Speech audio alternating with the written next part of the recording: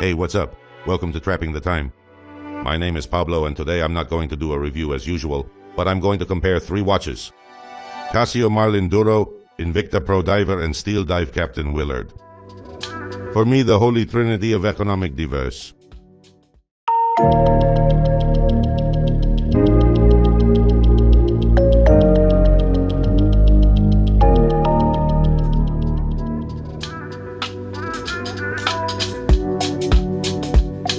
This selection is purely subjective. It is only based on my own criteria.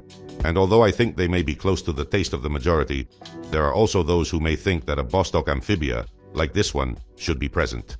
But as I see it, neither the materials nor the aesthetics, nor I think the technology, forgive the diehards of the brand, are at the height of these more modern watches.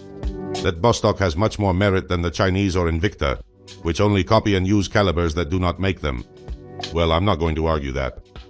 But this video is not about horological history. What we want is to find the three best economic divers that the current market has to offer. And for me, any of these is superior to the Russian. Besides that, now with the war, prices have skyrocketed, and we cannot know if it is something purely cyclical or will be extended in time to remain more expensive. Not long ago you could find this Bostock amphibia for 60 or 70 euros, and now they ask for twice as much.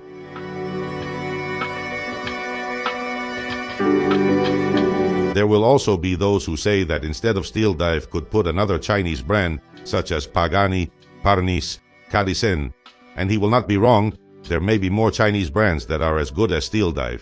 What I do not think is that they are better. In fact, I bought a Parnis 200 meters, but for me it was a big disappointment. The markers with the paint displaced, burr marks on the steel of the case, a rehaut as the cheap Casio, all plasticine. In short, I took great disappointment with that watch. So much that we decided not to review it, and now a friend of mine has it and is motting it for me. And having said all this, it's time to focus on what's ours. If there is a style of watches that has a special acceptance by the male audience, that is the diver watch. Their sporty style, their striking designs, their usually large diameter, their rotating bezel and the color combinations, usually very bright, aesthetically define this type of watches that also have an advantage very appreciated by all, which is the water resistance. By definition, a diver is a watch that can dive without fear, usually to 100 or 200 meters, as these three we have here, but there are also 300, 500, 1000 meters, and much more. I think it was Rolex that built a watch that they lowered into the Mariana Trench at a depth of more than 10,000 meters. A real folly. But focusing on the ones we have here, all three have common features. Stainless steel cases, unidirectional and practicable bezel, screw-down crown and cover. All of them have lumen, although some of them are of such poor quality that it wouldn't matter if they didn't have it. Also, all three, at least in theory, can be submerged up to 200 meters, although that the vast majority of us will never check, because 99% of us at most will give a bath on the beach or in the shower. But it is undeniable that submersibility is one of the strongest arguments in favor of these watches, and why they are not so attractive, in addition to, of course, for its very masculine and sporty look.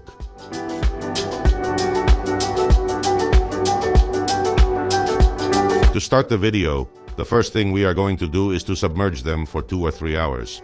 It won't be at great depth, but long enough for them to reasonably demonstrate their water tightness, or so I hope. Right now, I would bet my money that the Casio and the INVICTA will pass the test without any problems, but something makes me doubt the Chinese one a bit. We'll soon find out for sure.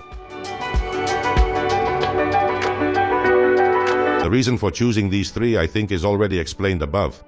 As all of them have been reviewed in this channel here above, I leave you the tags in case you haven't seen the video of any of them yet. I will start in ascending order according to their prices. The most economical is the Casio Marlin, which I think in America you know as Casio Duro. Its normal price here is 65 euros, although the version with the fish is asking twice as much. between 120 and 130 euros. A real joke for the European Casio lovers, because in America they sell at the same price the MDV-106 and the MDV-107, with and without fish, and many times under $50. I do not understand this discrimination against the old continent. In fact, this mistreatment by Casio really pisses me off.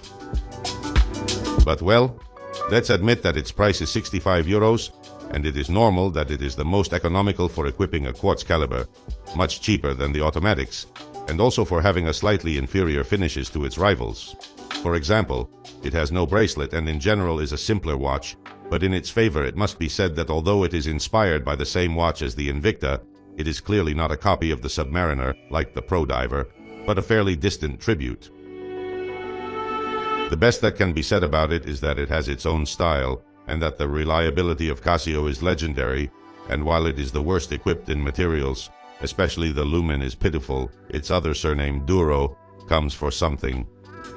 It also has the best warranty and is the most reliable, although INVICTA may not be far behind in this regard. Next in order of price is the American brand INVICTA with its ProDiver, which is a blatant copy of the iconic Submariner. Its official price is 115 euros, but it is quite easy to find it cheaper, as evidenced by the fact that I bought two of the same. One I gave to Jose Antonio, and the other is this one you see. I bought them about 10 months apart, and both cost me the same, 85 euros. Only 20 more than the Casio, but yes, it is far superior in almost everything. Presence, materials, finishes. Of course, the price is also higher, but those 20 euros of difference are more than justified by equipping automatic caliber NH35, bracelet, exhibition window on the lid, and in general be much more finished than the Japanese. Many of us are not convinced that it displays the brand engraved on the case. Others do not forgive it for being so similar to their model, but the truth is that it is a magnificent watch, with a great appearance, for a super competitive price, and with a reliability that accredits many users around the world. It can be said that these ProDiver meet the 3 Bs of good, nice, and cheap. An impressive value for money watch, perhaps one of the best on the market.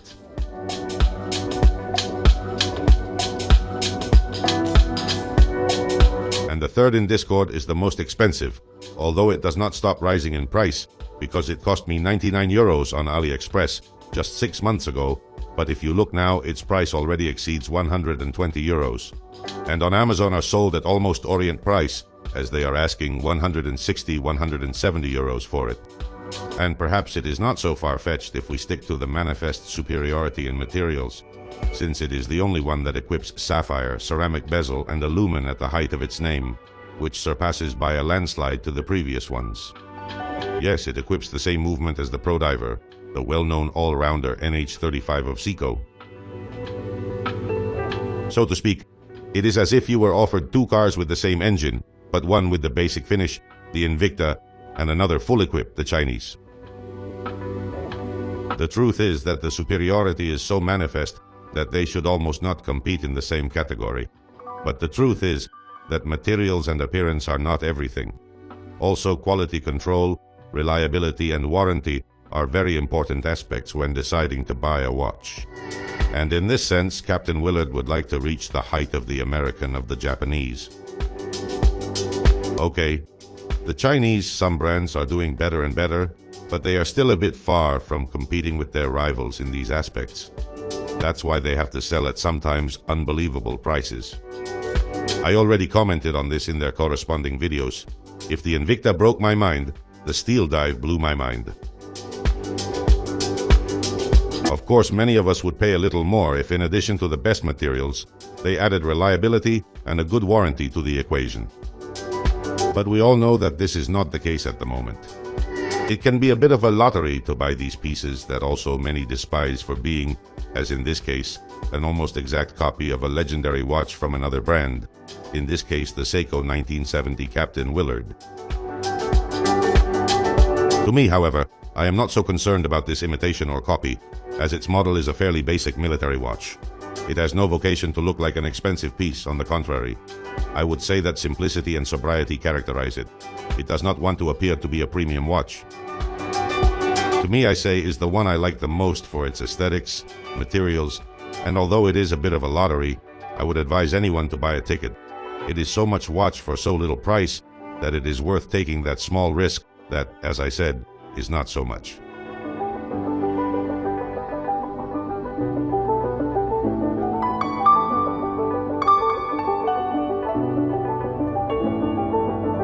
In addition to the immersion, we also have at our fingertips to check the brightness of the luminous paste. Here you can see a 2-hour time-lapse, where you can appreciate the huge difference between them. Needless to say which one is the winner, also by beating, not by a little.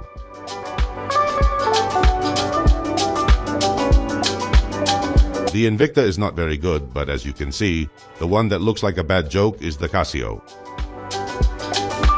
Of course, the quartz will always have an advantage in terms of the precision of its movements. These calibers usually have the same deviation in a month that the automatic ones have in a day, more or less.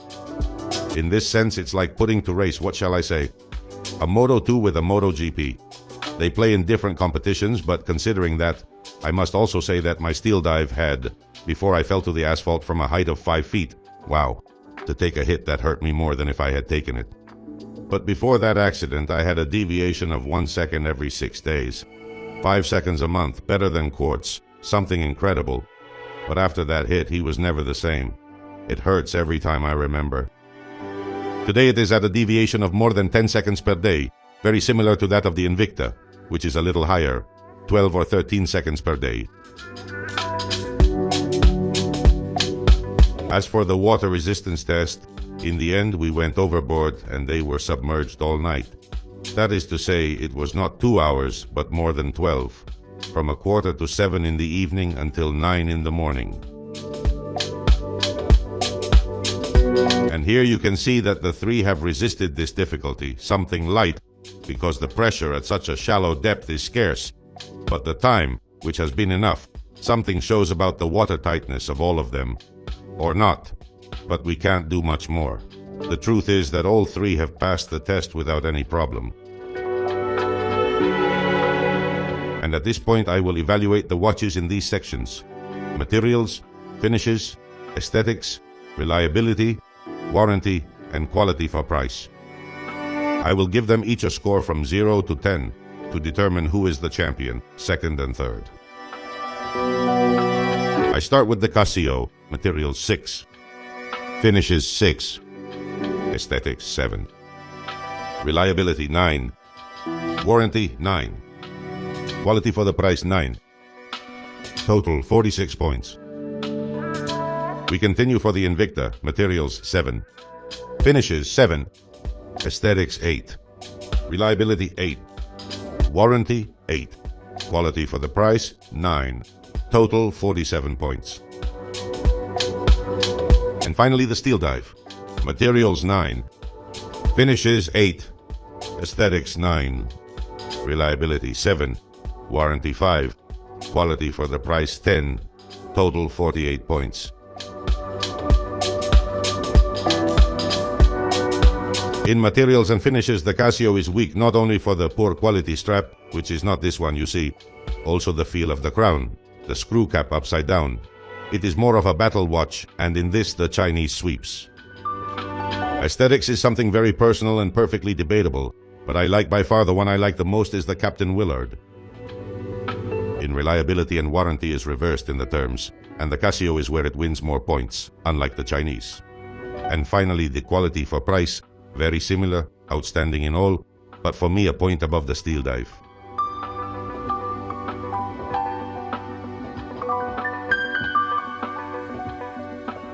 And these scores pretty much sum up the idea behind this video.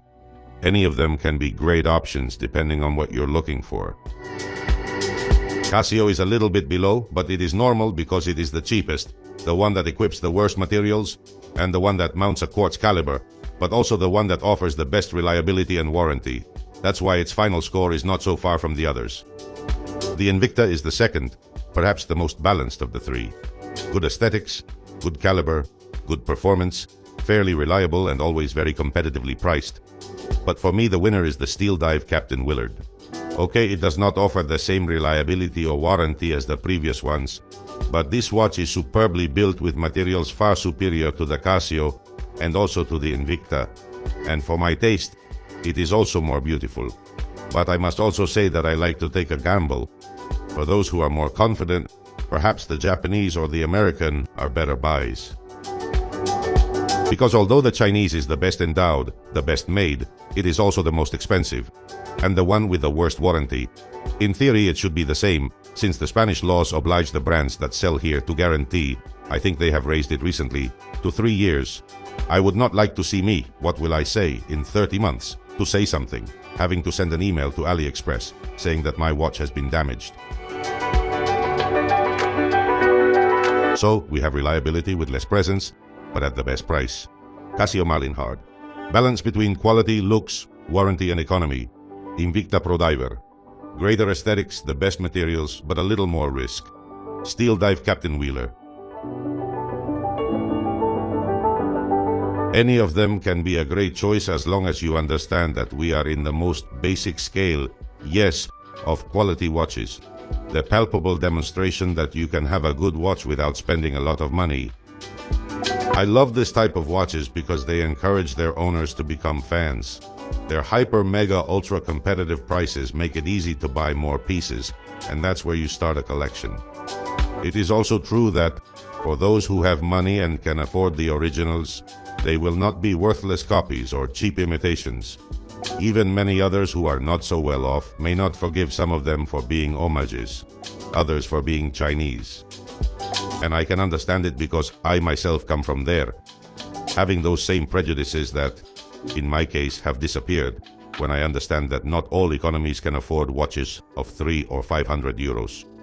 And these brands play a vital role in the fact that millions of people around the world carry a watch in their hand, and not an e-watch or nothing, which is similar.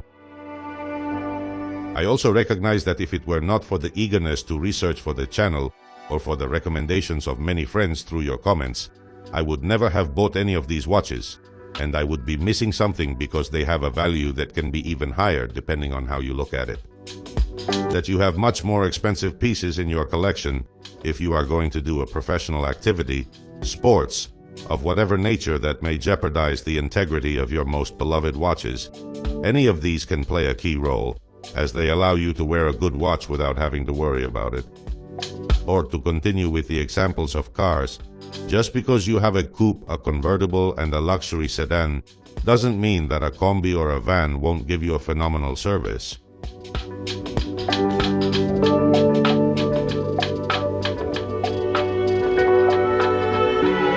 And this is the end of today's video, which I hope you liked. If so, please like it, share it, activate the bell, and participate if you want in the comments. Most of you who watch us in a ratio of 7:3 are not yet subscribed to the channel, and, well, it would be great if you were, really. Thank you very much for being there, and if you want, we'll see you in the next video. Best regards from the team, and see you soon.